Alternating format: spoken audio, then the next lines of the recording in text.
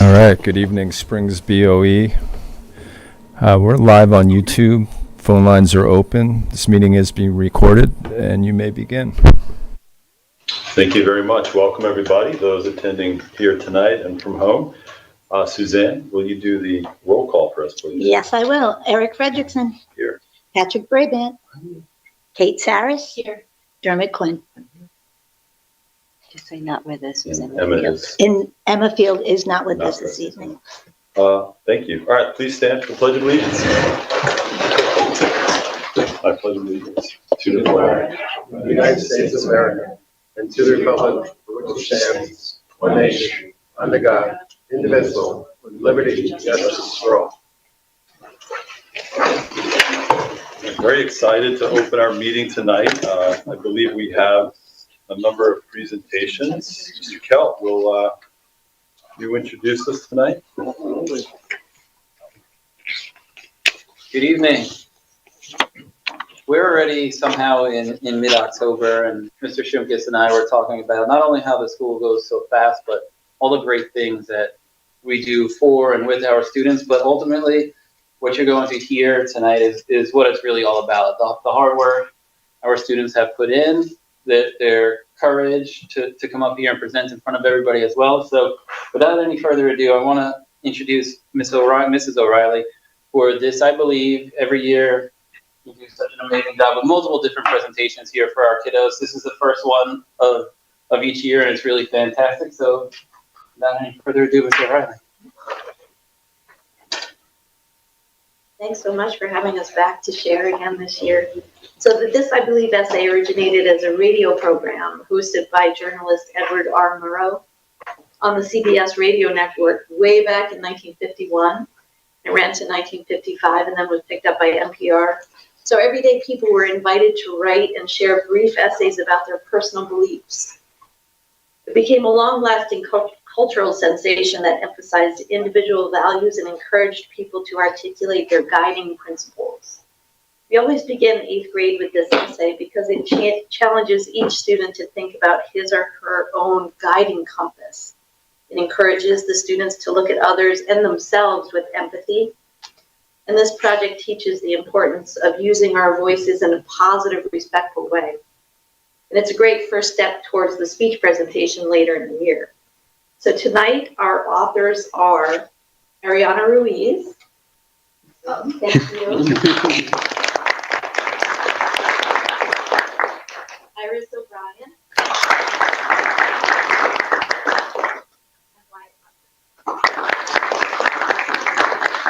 Thanks so much for listening.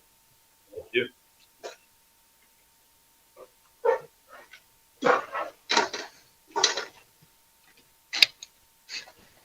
I believe that no matter how lonely you think you are, you're never truly alone.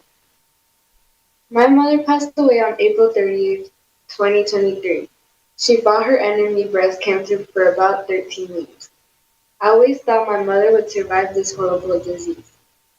She believed that she would make it through chemotherapy, and she told me that no matter what happened, she would always be in my heart. I just didn't realize how much little time I had left with her. My mom was my everything, and losing her meant losing my whole world inside of my 9-year-old heart. I relied on my mom for the important things: drama with friends, sticky situations, and advice about growing into a woman. When she passed away, I thought I would have to deal with my personal problems alone. I obviously couldn't go to my dad or my brother for situations like that because they wouldn't understand it completely because they are men. I thought I was alone.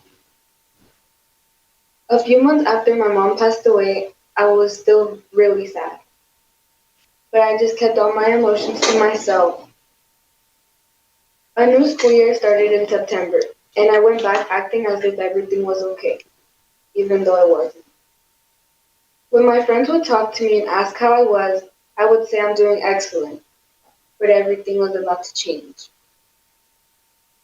One day in recess, I couldn't hold in my sadness. My friend noticed how upset I looked and she asked what happened. Instead of keeping my sorrow to myself, I told her how I felt since my mom passed away. She said, Ariana, it's not okay to hold your emotions in like that. We would have been there for you if only you just opened up to us. We could have helped you. We will always be there for you no matter what. I realized that I needed to talk about my emotions because I was destroying my happiness. I thought ignoring my feelings would make it better, but I was wrong. Because of the words of my friend, I started talking to teachers, family members, and trustworthy friends. With that support, I was able to be me again, open and free. If you ever feel alone, there is always at least one person who will look out for you. I believe that no matter how lonely you think you are never truly alone. Thank you.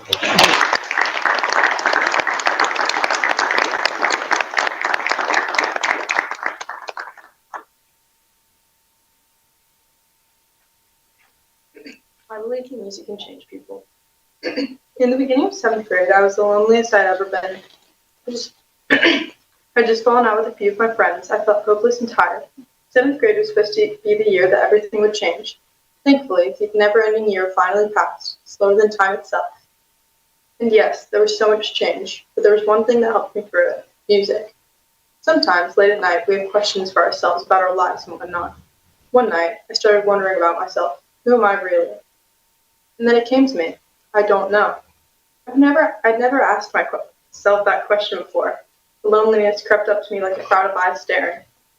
It was something I had never felt before. At that moment, it all came rushing to me. You're different. It was like my soul cracking away, leaking into my brain. But coming to think of it, I've always been different. I had never had a friend who understood me for who I was, always the odd one out. Ever since I was a little girl, I've always felt a little out of place. A mature girl, a wallflower. Decided to put some music on in my headphones to sit through my thoughts. I picked a random song by Radiohead that I'd never listened to. Then I heard it, one of the lyrics. One day, I'm gonna grow wings. It was like my brain harmonized with my heart, being heard for the first time. All of my emotions, all of my feelings strung together. To me, one day I'm gonna grow wings means that one day I'm going to be myself and love who I am. Such a simple yet complicated thought. I don't have to know who I am, but that's okay. I have so much time to discover. You're also unique, and that creates beautiful harmony. The beauty of the freedom to discover who we are. Slowly, I learned to peel the mask off of the person I was hiding, start the endless journey of self-discovery. I found comfort in the safety of being someone I wasn't. The old lie slowly rotted inside of me. It's okay to be different. That's what makes you, you.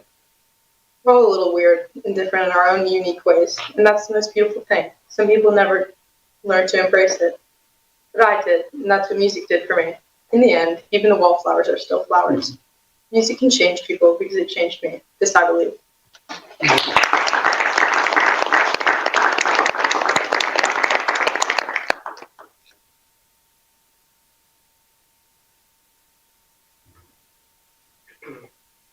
I believe in asking questions.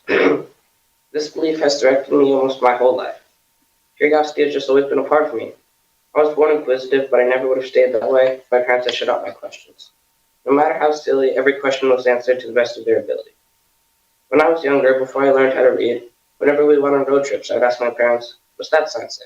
Even though I would ask them that same question over and over at every single sign we passed, they never lost their patience. Another instance to help to reinforce my belief was when my parents bought me a book about science for Christmas. While flipping through the pages, I stumbled upon the periodic table of elements. I began reading through all the different elements, wondering what new and amazing things I could create if I combined them. I then went on to read about atoms and compounds. Throughout the next couple of months, I would read through the rest of the book, asking questions about everything. Then on my birthday, I received a book specifically about the periodic table of elements and chemistry. It astonished me to think that everything in the entire universe was made of just these 118 elements. I was hooked. I no longer wondered and asked only about my surroundings, but the workings of the entire universe as a whole. I became absorbed in astronomy and physics and tried to learn as much as I could by asking as many questions as I could. Without asking these questions, I never would have become interested in science, one of my favorite topics. I believe that when you stop being curious and asking questions, creativity, innovation, and knowledge will cease as well. If we lose our curiosity and our ability to learn and wonder, then life will quickly become gray, dull, and meaningless. The true extinction of the human race will not be aliens, will not be asteroids, will not even be robots. It will be the end of curiosity, the end of thinking, and the end of learning. We must support people who ask questions, not shut them down. We must keep asking questions and not be content with what we already know. I believe in asking questions. Thank you. That's beautiful.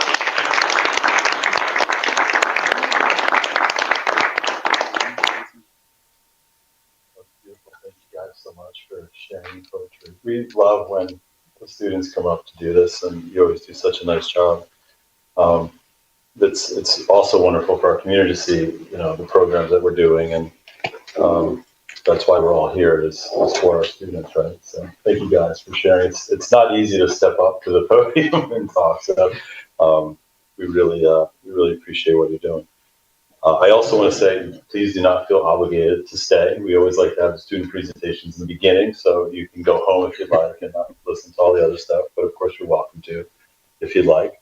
Were there any other presentations or anything that was wonderful? So we'll move. We have multiple presentations. Apparently, it is School Board Recognition Week. Would you like to share something? Of course. First, I just want to say to the students, you brought tears to my eyes, and just so beautiful that you can share what's inside of you. It takes a lot of courage, each and every one of you, and so appreciative of you being here tonight, coming out at night, late at night like this. Really just beautiful. Thank you very much. And really, really nice. And just listen to my...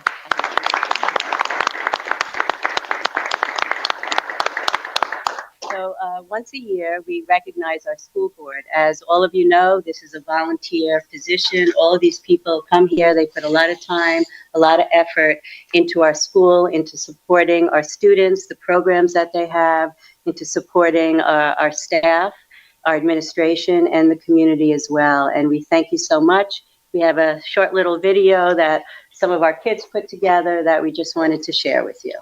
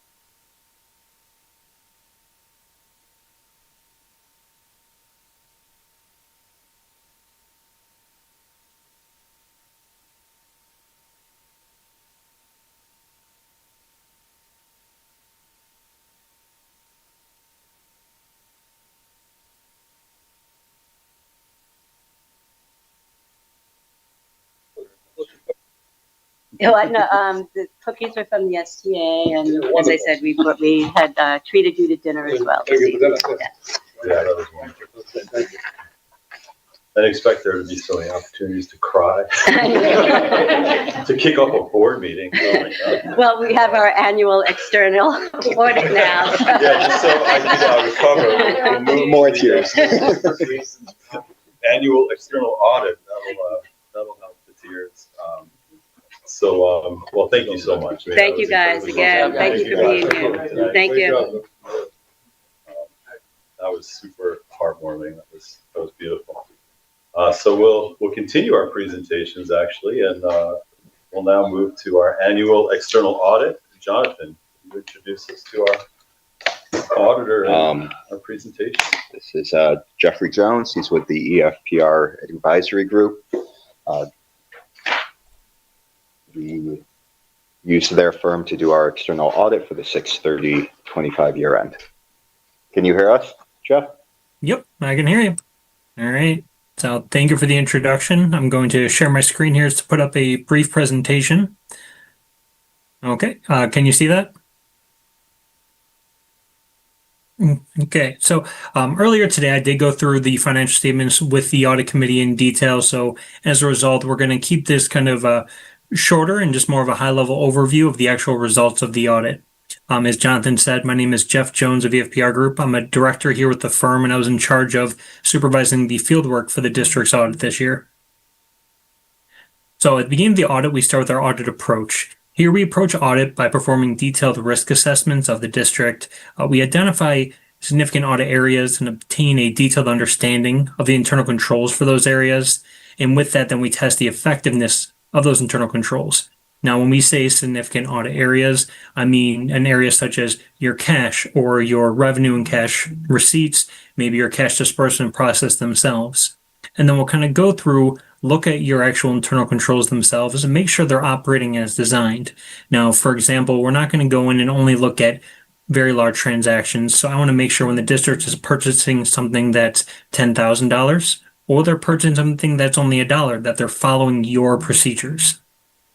And then based on those results, we'll then create a detailed audit work programs, and they'll be designed specifically for each of those significant audit areas.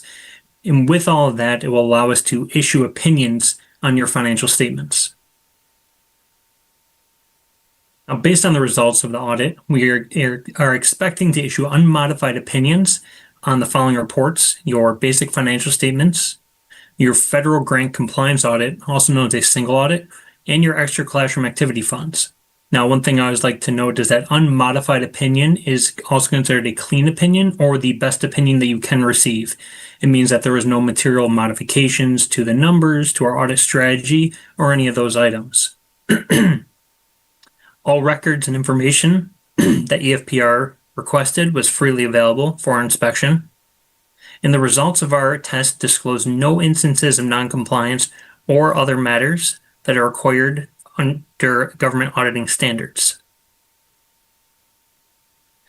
Additionally, we said there was no material weaknesses or significant deficiencies or noncompliance related to your internal control or financial reporting.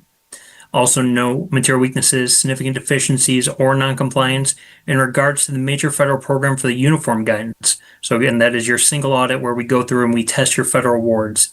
This is something that's required if you have more than $750,000 of expenditures of federal awards. That threshold is going to be increasing in the next year, but the year under audit was that $750,000. And when we did that federal compliance audit, the major program we did test was the Education Stabilization Fund. This grant was the result of a lot of the COVID-19 funding that the school districts received. So that was actually it. I was keeping it short and sweet. Again, everything had already been gone through in detail with the entire audit committee and reviewed by management. So from here, I just want to open up to any questions you might have. Does the board have any questions regarding House 16? No. No, I mean, it's wonderful to see. I really commend the administration for having an unmodified opinion. That's the highest standard that you could get. I think we've done exceedingly better and better in getting our finances in order. We really appreciate the efforts that you guys make every single day. And Jeff, I want to thank you for a thorough process and for providing us all this information as well. Of course, thank you. And, as you mentioned, but the whole team there, this is something where we start our work really back in July, and then honestly throughout the year with all conversations and between, testing items virtually, random phone calls, communications, emails, the whole team there has made the audit process very smooth. And that's why that really leads to that unmodified opinion that we're able to give. I appreciate it very much. Yeah, thank you. Yep, thank you. Wonderful. All right, and thank you guys again. So we'll move to public comment. I just want to say, ladies and gentlemen, we're about to convene into the public comment period of our meeting. It's crucial for us to hear from our community members about their concerns and issues and appreciate all of your comments. While we may not be able to respond to your concerns and questions tonight, We do take them very seriously and want to have sufficient time to process and research issues if need be, so we can thoughtfully respond at a future meeting or have the proper staff member get back to you at the appropriate time. I also want to point out that under state and federal privacy laws, we are unable to entertain any comments or questions about school personnel or any individual identities. On these matters, we'd ask you to go through the appropriate administrative channels. And finally, we intend that our school board meetings serve as an example to our students that members of our school board and members of our community can deal with controversial issues in a civil manner and demonstrate mutual respect. In that spirit, we ask that all speakers and members of the audience maintain civility and respect for any divergent views that may be expressed. We ask that speakers please address their comments to the board directly rather than the audience, and as such, please, for particularly people viewing from home, come to the podium if you do have any comments for the board this evening. And with that, I'll open it up for public commentary one. This public commentary is for agenda items only. LTV, please let us know if there's anyone calling from home and if there's any comments from the public tonight on agenda items only. Please come to the podium. Yes, go ahead, Dave. Good evening, David Buda from the Springs. First, as an aside, let me just make a suggestion. The students were wonderful, but it would have been much better if you would have some kind of speaker system in the library so that the voices could be amplified and everything could be heard clearly, especially for those people who are a little bit gray on top. I'm right with you. Don't worry. All right. My comments concern proposed business and finance resolutions 5.7, 5.8, 5.9, and 5.10, which I have reviewed. I have briefly also reviewed the district's draft financial statements, which were prepared as of June 30th, which was the end of the 2024-2025 school year. Thank you for posting this 83-page document sometime this morning.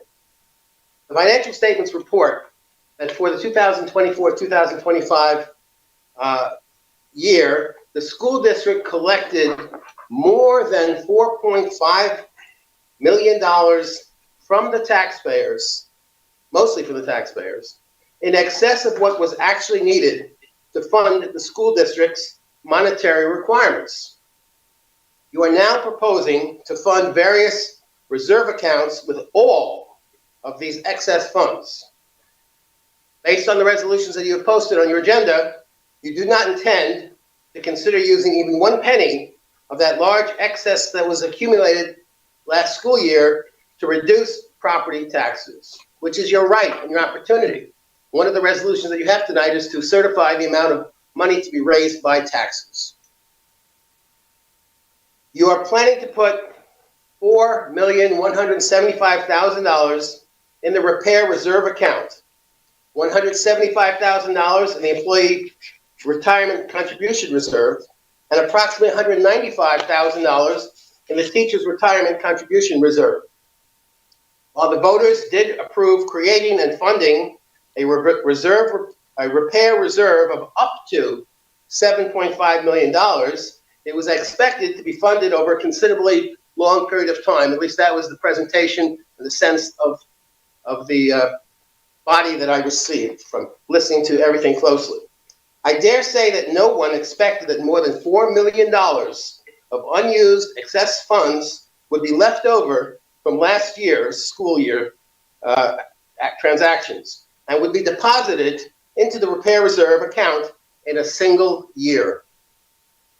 And as for the plan to add $175,000 into the existing retirement contribution reserve account and approximately $195,000 into the teacher's retirement contribution reserve account, it's my recollection that such interfund transfers were simply not provided for in the voter-approved budget. In fact, I remember your financial consultant saying that he did not intend to recommend those kind of interfund transfers this year.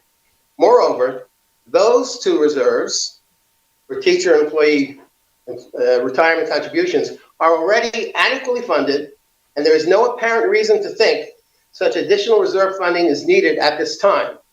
The employee reserve account has $230,000 approximately, and the teacher's reserve account has $370,000 already. Next, I do not understand how the draft end of the year financial statements have been prepared, reflecting that these proposed reserve account transactions that you're only now considering to authorize this evening have already occurred as of June the 30th. Unlike the retroactive budget transfers you have proposed making by adopting Resolution 5.7 tonight, it would seem to me that the financial statements should accurately reflect the funds in each reserve account as of June 30th, 2025. Using 2020 hindsight, it seems to me that your 2024-2025 budget was recklessly excessive, and that a responsible school board would now consider using a significant portion of the unanticipated excess funds to reduce the 2025-2026 property taxes that will be required to be paid by owners of property in the Springs. There was more than enough money in the unassigned fund balance as of June the 30th for the board to increase the amount of fund balance, unapplied fund balance, that you will apply to fund the 2025-2026 budget. Instead, you've decided to put everything available into reserves. I understand money in reserves is not spent, it's there. But you must be more considerate, I suggest, respectfully, of the property owners in this community. Thank you. Thank you for your input. Is there anyone else that has, or do we want to address that at all? Sam would like to respond a little bit. Yeah. Okay. All right, Let's see on the crowd. let me respond to a few of those points. So, I think we need to be careful here when we're talking about the budget and throwing around words like recklessly and something is adequately funded or not. Let's look to what the law says. I think that would probably be a better basis for us to make this analysis. And in doing that, let's back up, because when we started the budgetary process, I told the board the budget is an aspirational document. The budget has to be designed because you only get one shot at creating the budget for the year. The budget has to be designed so that there are contingencies in place, because when something comes up in the middle of the year, if you don't have it planned as a contingency, your choices at that point are cut something else or don't do it. So I think that this budget generated some surplus for a variety of reasons. Let's look at a few of them. The first was that we historically have budgeted for health insurance increases of 12% a year. Now, let's remember how this works. We know exactly what the health insurance costs are going to be between in the first 6 months of the year, but because NISHIP does not hand down the insurance increases until around Thanksgiving, we're just kind of guessing where the health insurance increases are going to go. Health insurance has gone up 499% in the 24 years since 2001. And that's about 12% a year. That's the industry standard amongst people who do my kind of work about what kind of increase we have. So when we designed the budget, we built in a 12% increase. Well, something happened that has never happened in the last 24 years, and the increase was 0.1%.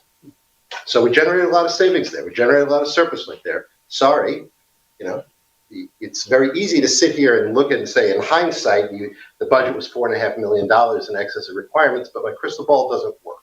So the best guess that I had was to go on trend data at the time the budget was designed. And it's not just me making this decision. My colleagues up and down Long Island are doing the exact same thing. You also had a situation here, and you've seen this with the enrollment report the superintendent presents every board meeting. We have to budget for a certain number of students who are going to East Hampton for their high school education. Well, you've had a fall off in high school students. A number of families have moved away. Why that is, I can only be guessing. There will only be anecdotal evidence, but again, the trend data was that you would have a certain number. The actual number has been less, so we generated some savings there as well. Now, yes, you could choose to reduce the taxes and apply some of this to the levy, but the problem with that is it looks really good this year, but it will look really bad next year if you can't generate the same surplus of funds, because you're going to have to make that difference up from somewhere. So if you don't have it next year because there isn't a surplus of funds, because the particular contingencies I described don't come to pass, well, then you're either going to have to jack up the taxes again, probably pierce the levy cap, which we don't want to do, or you're going to have to cut something. Well, you run a pretty lean operation here in terms of the programs you offer, so cutting something really doesn't seem like a very viable approach. The bottom line is, though, that putting money into reserves is smart budgeting. You are able to do repair work in this building, and this building is old, you're able to do repair work in this building through the use of the repair reserve rather than have situations continue to deteriorate where you're going to have to not spend money today in a certain smaller amount, but spend a larger amount of money in the years to come to fix it. I was quoted in the newspaper of talking about what's going on with the bond in East Hampton, so I don't mind repeating what was said publicly there. We're looking at a situation where we need to replace the windows in the middle school in East Hampton. Well, those windows are never going to get better. They don't repair themselves. And so we would rather spend the money now than have to spend the money 5 years from now. And that's the same thing I would say to you here. The money that you put into the repair reserve is money that you're going to be able to spend in the next few years to repair things that need to be repaired now, instead of something that's going to have to be repaired 5 years from now under a capital bond, which will incur more debt to the taxpayers. Mr. Buddha made reference to the fact that the two reserves for the retirement contributions are adequately funded. But, again, the law is very clear about what is permitted in the reserve. And so I think we need to look at that. And the numbers are not selected out of thin air. The numbers are selected because they are the legally maximum amount of money you're allowed to put in the reserves. We know that the retirement contribution costs are probably not going to go down in the next few years because they're tied to how the stock market goes. They're on a 5-year rolling average. And I'd rather put money in the reserves now while we have it in order to save for the eventual rainy day that's coming than to give a windfall to the taxpayers now and have to pierce the tax cap 2 years from now to make up that difference. Again, the choice is yours. I will remind the board that the voters were given a very clear picture about what the tax levy was projected to be at the time they adopted the budget overwhelmingly in May of 2025. And I think one of the best things that you can do as a board is follow through on what you told the voters. You told the voters where the levy was going to be. My recommendation to the superintendent to you is to set the levy where you told them it's going to be so they have faith in what you're saying. Thank you very much, Sam. Thank you, Sam. Yeah, I'll just add to that with, a school that was, that had financial health issues a very short time ago to now having just the beginnings of financial health to keep the school safe for our students and still be responsible to our community. The things that we've had with the shared services, somehow we've been saving money and at the same time increasing our financial health. And the community really stepped up with piercing the tax gap, and we want to respect that and really not have to approach that at all in the foreseeable future. And putting money in reserves is a responsible thing. I think any homeowner realizes that when stuff goes wrong, it's nice to have an account that you can look to. There are so many improvements that we've made in our school that this is an asset for the community, and it's a place of learning for our students that we want to make sure that they have not just a safe place, but a thriving place to learn. And thank God that we did what we did, because as we uncover things, as anyone knows who owns a house, you start one project and you realize you open a wall and there's something else there. And I feel very fortunate that we have the experience that we have in our business office, and thank God that we have made the decisions that we have made, and I'll leave it at that. Does the board have any other comments to make? Thank you. Are there any other comments, new comments from the crowd? No. Just one question. You've had your time. Well, all right, one question. I would Keep just it under a appreciate minute, please. I would just appreciate if one of our two financial gurus could just explain the concept of whether or not the financial statements as of June 30th should reflect the actions that you haven't taken yet as far as making this reserve account deposits. All right, I think Sam looks like he's willing to answer that. All right, so, ideally, we would like the board to be in continuous meetings, so you can vote in a continuous session about how it's going to work.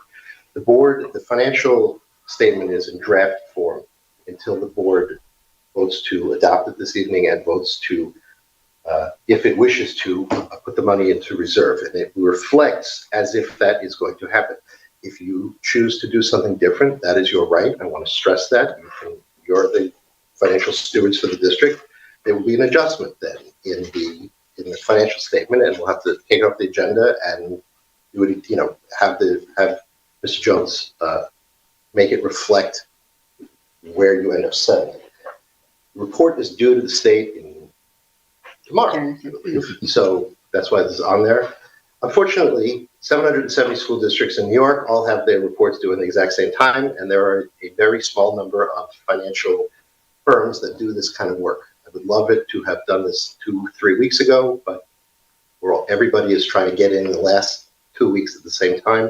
If the board wants to make a change, I recommend to you that you pull the financial statement acceptance off the agenda, let Mr. Jones make the adjustment based on how you appropriate the reserves, and then we'll have to have a special meeting to file this as close to on time as possible. That's how it works. Yeah, I think your recommendations have been clear. With that information, though, does the board have any comments to make on that? Any changes to make? Okay. Are there any other comments? LTV, do we have any callers? Yeah, just stand by.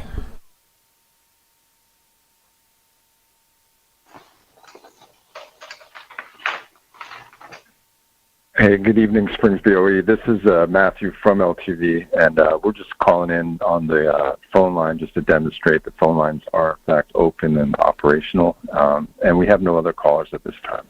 Thank you. All right, thank you for the evidence. All right, so at that point, let's move from our public comment to consent agenda items. I ask for motion to approve items 4.1 to 4.10 on our consent agenda. Do I have a motion? Do I have a second? Second, thank you. Are we moving the 4.5 inside? No. All those in favor of approving 4.1 to 4.10 on our consent agenda, say aye. Aye. Are there any abstentions? One abstention. Any opposed? Okay, so we have 3 ayes, 1 abstention. The motion carries. Let's now move to our business and finance items section. I ask for a motion to approve items 5.1 to 516 under business and finance items on our agenda. Do I have a motion to discuss? Motion. Do I have a second? Second. All right, thank you. Jonathan, can you please review these items for us? Thank you. Item 5.1 to 5.6, these are our usual monthly reports for September. We have items 5.7 to 5.9. Those are related to the 6/30 year end. And as we wrapped that up and our financial statements became drafted, we coordinated with the district's accountants and auditors so we could do the final budget transfers at year end, as well as the funding of the reserves. The annual financial statements, as Sam said, are in draft form. If approved tonight, they will be finalized with the state tomorrow before the deadline. 510 is the tax levy approval. We will send that off to the town as soon as it gets approved. This is based on the voter approved budget in May of 2025. We have our lease with BOCES for copiers expired as of June 30th, 2025, and we have been working to get a new lease drafted. It took a while because they no longer carry that model of copier, so we just couldn't get new machines in and swap them out. We had to go for a higher model, but thankfully they gave us the price of the old model. So the pricing doesn't change. This is what's budgeted for in the voter approved budget. Sorry, so expensive. Yeah. That's for 3 years. So, and we have 3 copiers, and they all average over 1 million copies a year. So they are well used, but the ones that we have now are way past the end of life. We have a intermunicipal agreement for bus route coverage with East Hampton and an amendment to the private school transportation. We provide services to Montauk for 1 student. This would just be approving that contract. They did not approve it until their last meeting, so this is the earliest we could get it on. We have an agreement with Wainscott. This is for the private schools, for them to provide special ed services for the students who are parentally placed at the private school there. We have a MOA with the CSEA for the 25 to 2030, I believe. I think it's 4. This was the negotiations for this started over the summer, and I just want to say both sides of the table negotiated very well. It was a pleasure to work with them, and we're hoping that it's mutual. This agreement is mutually beneficial for both those unit members and the district. Any questions on any item? Thank you, Jonathan. Are there any questions from the board on these items? I just want to make a comment about 5.8. Yeah, sure. Pat, please. 5.8. Yeah, 5.8 is the transfer of funds. Mhm. I agree with the business administrator suggested on this, and also superintendent on this one. Transfer the $4 million over to the reserve fund. By looking at this school list, been on board 9 years now, and we haven't done a lot of repairs in this school in the last year. New administrators here. We've got a new parking lot that was well needed. The front of the school. It's sort of like a campus now, and not just a ragtag school down in the Springs. Taxpayers respect it. We have 700 kids coming through this school. They deserve to have the best that's out there.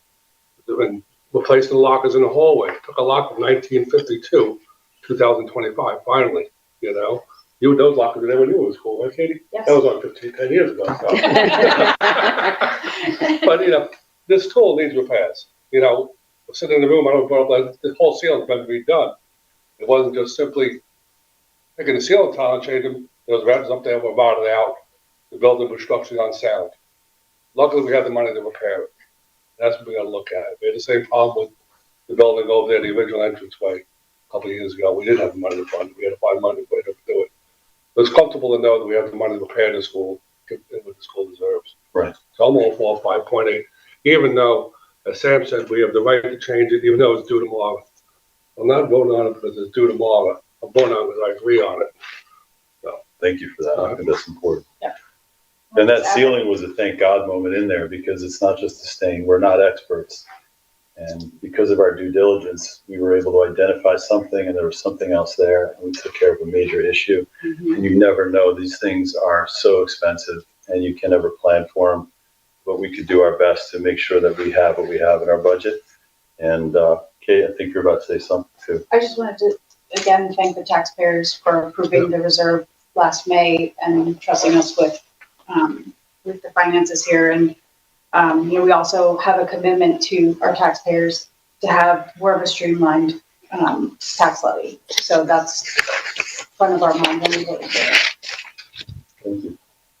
Yeah, and to echo what Pat said, we can actually sit easily underneath this, knowing what was up there before the tiles were taken off. Yeah, it's a old, beautiful building, and like all things, it needs work. But older buildings, even this way, I would consider this historic in a way. This is like something we really did a wonderful job preserving some of the history of it, and our investments are going to pay off for a very long time. So, with all that said, I'd like to go ahead and approve these if we don't have any more questions. All those in favor? Aye. Aye. Any opposed or abstentions? I abstain. Okay. We have 3 ayes, 1 abstention. Motion carries. So at this point, let's move to our new business. This is a part of the meeting we're going to talk about our district goals. This is something I think that's very important to school. Goals can be realized, refined, removed. We're making an effort tonight to look at some of the goals that we've had in the past and begin to make an effort to make them more specific, measurable, achievable, realistic, and have time frames that we can achieve them in. So I think as we do these processes, we'll become better goal setters. This guides the decisions of our district.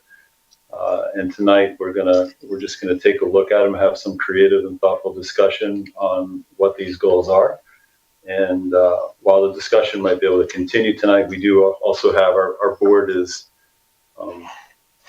going to do a board retreat in November where we can learn best practices and keep up on current information. So at those times, sometimes we can look at best practices for things like goal setting, but it being October, we thought we should start this process now. So let's begin.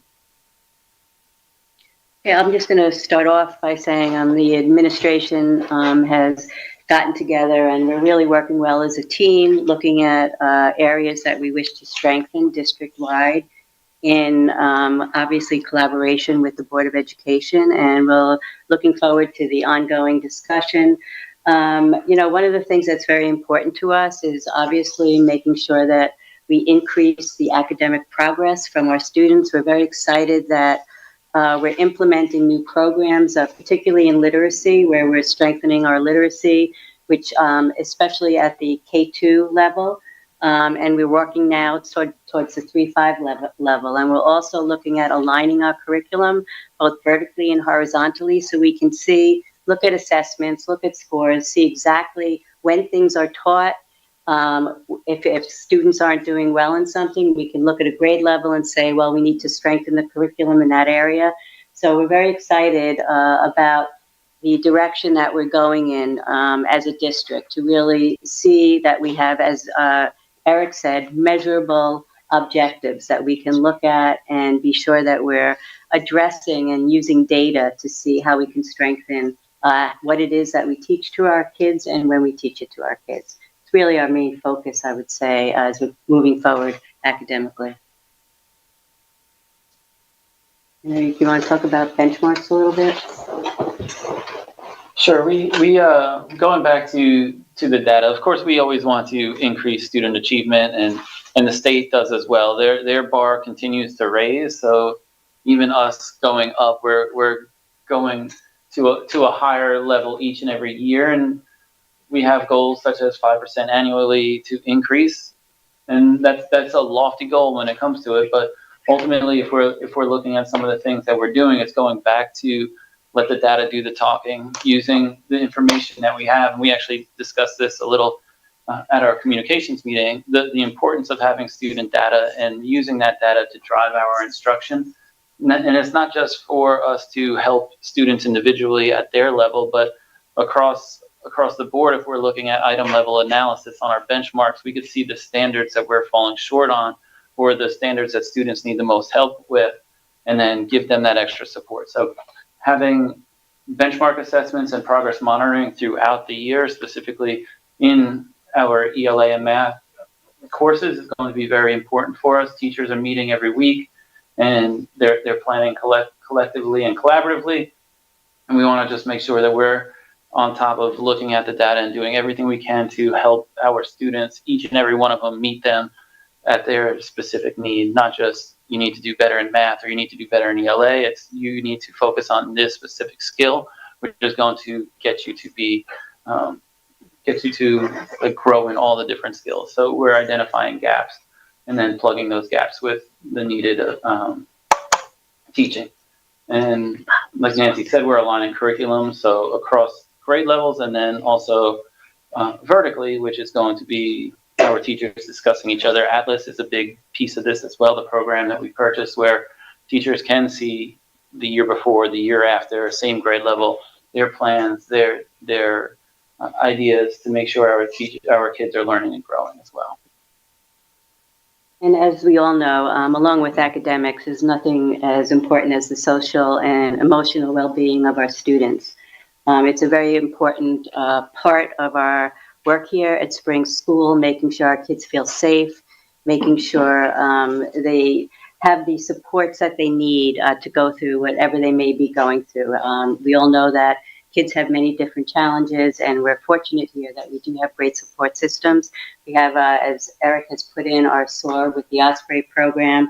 We work every day on trying to teach kids accountability and respect for each other. But we all know kids make mistakes, and it's our job to try to make sure that we support them when they do make mistakes, so that we teach them how to deal with things in a different way. It's really important that we establish relationships with community support systems. We use them very often. We're very pleased that we work closely with Family Service League, the Retreat. We do anti-bullying demonstrations around throughout the year, trying to teach children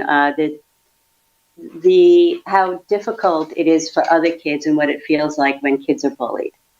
Because bullying is a part of what goes on in schools all around, and it's our job to continually try to work with kids so that they're not bullying other kids, and kids that are bullied, that they have the support and resources of who they can go to and how we can address those issues. So it's just a very important part of what we do here at Springs.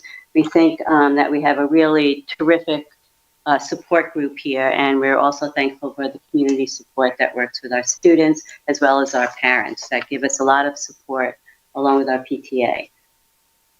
And I know something that everyone is concerned about is student attendance. We all know that when you come to school, you do better.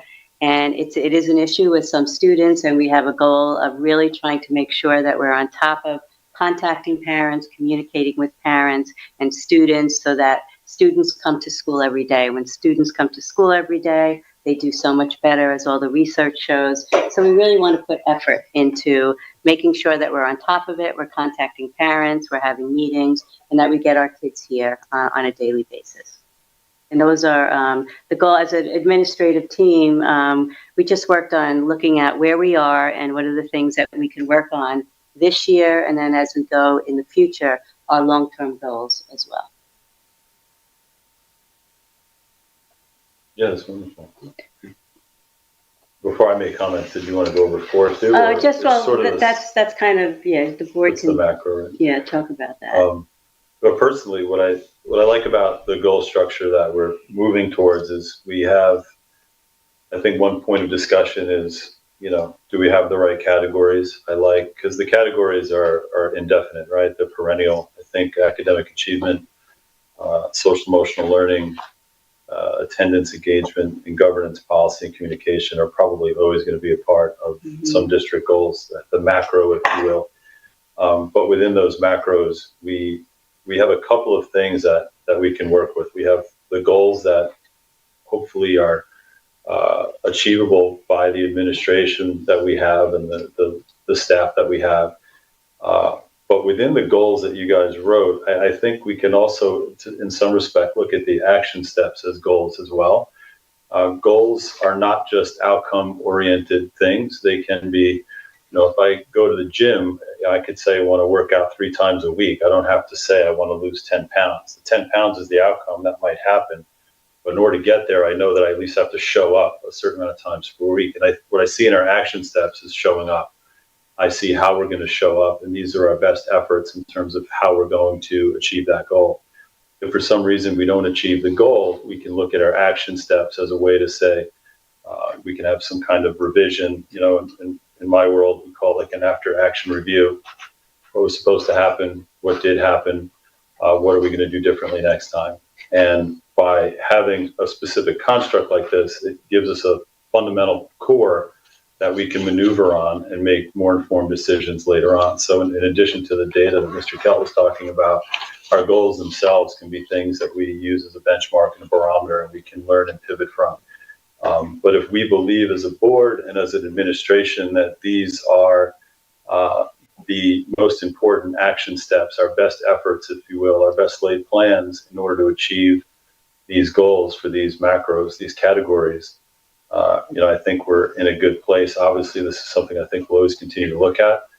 Just because something is written here, it doesn't mean you have to see it through to the end in June. If we think we need to adjust something, we can discuss it and see what kind of pivots we need. We can be agile in our decisions. But how does the board feel about, for 1, the categories, 2, the goals, and 3, some of the action steps that the administration has put together with some of our contributions of ideas? I think just overall, I'd say it's a pleasure to have goals that we can really drill down into.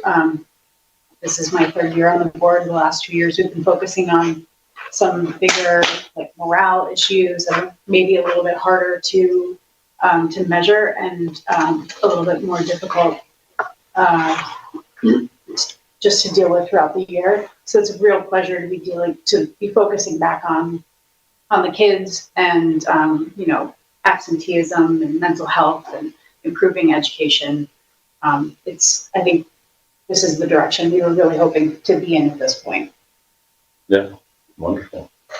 How does everyone feel with, again, this isn't like a momentous thing where we have to land on it, but I mean, if our administration feels comfortable executing the action steps, do we have something to post here? Is there any additions? Think actually maybe just pull back for a moment, go a little more high level. Like, are we missing any of the macros, the categories? Like we have academic achievement. These are the billboards, right? Social emotional learning and mental health, student attendance and engagement, obviously as a conduit for that goal number one and the other goals. And then certainly as a board, we need governance. I don't know if part of that, I think it's important to, is there an assumption that as part of governance, finance is in there, or maybe we add that? I mean, it's in the action steps, right? I don't know if it needs to be a part of the banner, but I do think that as stewards of our finances and for the community as well, that number 4 obviously is a strong part of that. I think we want to make sure that we are not just internally facing, but we're externally mindful as well. So I think it's inclusive of that, but I just wanted to put that out there. Do our statements look clear, and what are your thoughts from the board and of course from the admin as well? I think it's an ongoing process, and the board obviously can, anytime you're thinking about things, can add to things, and say, I was just thinking, I think we need to put something else under strong governance. As you know, we're having our board retreat, and I think that's going to be a really good time for us to be really looking at if there's other things that we wish to incorporate into our other district goals. Yeah, like I guess putting our 3 to 5 year plan and things like that, right? That could be.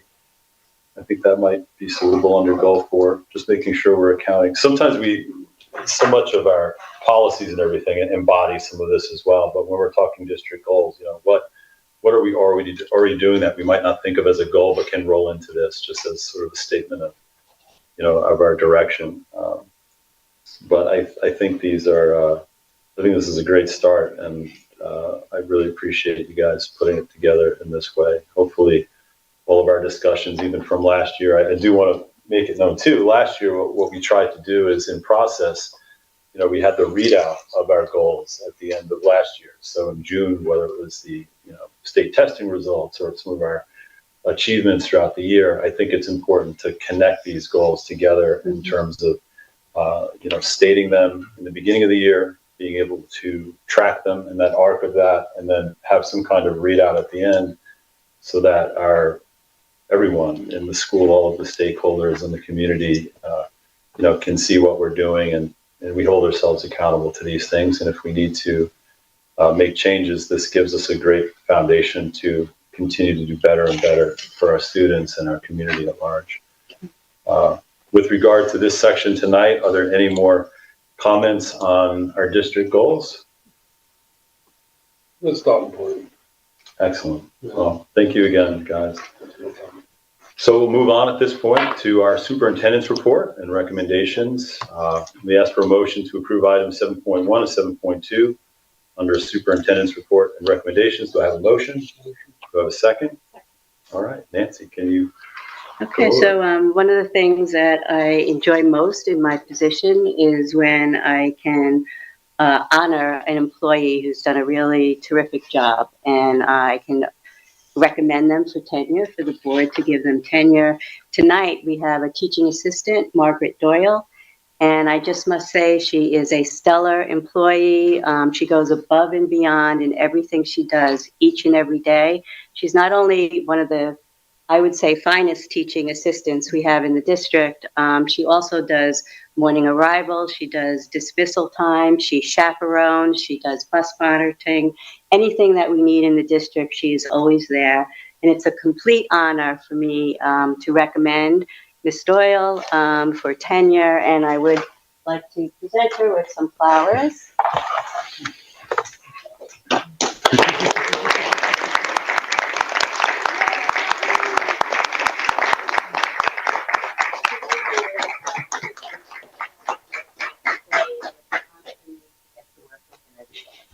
both come in the same time, mostly every morning, and we get to say hello.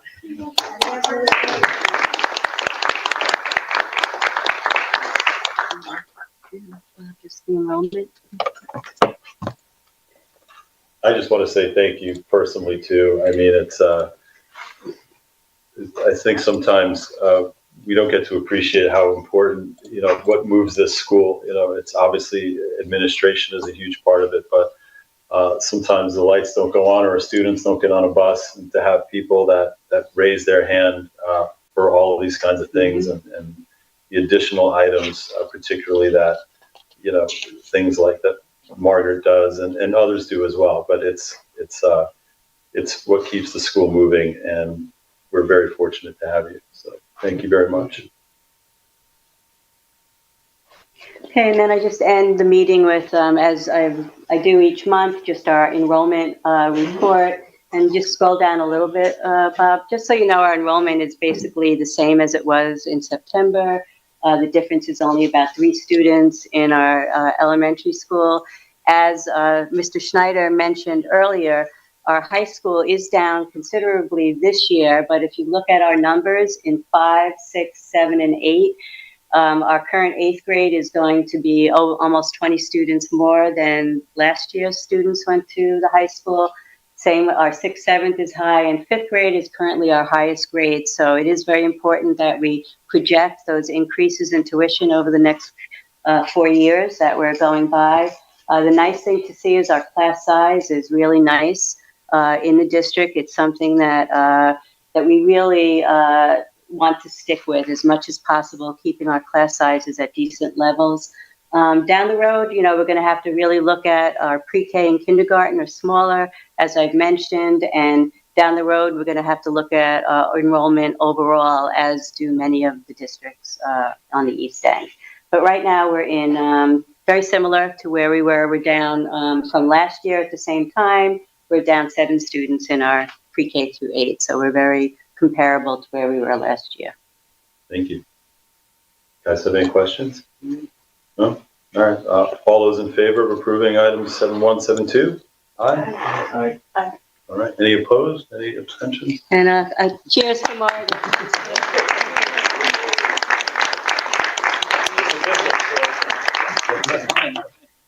Motion carried.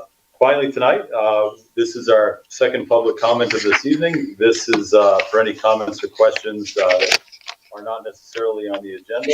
LTV, please let us know if there are any comments on LTV, and is there anyone here tonight that wishes to add to our public comment this evening? One more shot, let's go. Different question. All right. I have a question for the superintendent. I appreciate that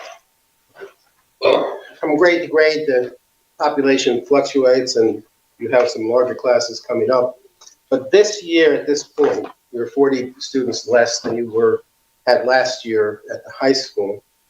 Last year's budget for other district tuition was $9.35 million. This year's budget is $9,045,000. If this current number stays stable through the year, what kind of dollar difference will that generate in terms of tuition that you've budgeted for, but that you won't need to expend? We'll find out at the end of the year. Obviously, things change throughout the year. We get special education students that get added. We get increase in enrollment throughout the year. It happens at different times of the year. As you know, I think it was one year we had 10 additional students that enrolled in the high school. We get different enrollment each month. So as Mr. Schneider mentioned, what we try to do, we project the best we can project, and we make sure that we have the money available in case we do get those additional costs as we go on. And when we look towards the end of the year and we see where we are and we see how many kids are going to be going to the high school for the following year, we'll be able to budget for that. It's our best estimate. What we do is we look at trends. As I said, it's going to be something we really need to look at as we go into the future, going 5 and 6 years, when we see that enrollment may be significantly reduced. So, but right now, from grades 5 through 8, Our enrollment is very steady from what it's been in the past in East Hampton, and we want to make sure that we have the funds available to pay the tuition when the time comes. The K through 8 tuition population is fairly stable. It's very stable right now at this point, yes. It's just a little smaller in pre-K and kindergarten. That's why I said we will need to make sure that we're, very observant of the trends as we move forward. Thank you. LTV, do we have any callers? We have 0 callers on the line. Your tone made me think there might have been one there, but I guess not. Anyone else here tonight? Going once, going twice. So I'm going to make a motion to adjourn. Second, I think I heard. All right, adjourned. Thank you, everybody. Thank you. All right. Good evening, everyone.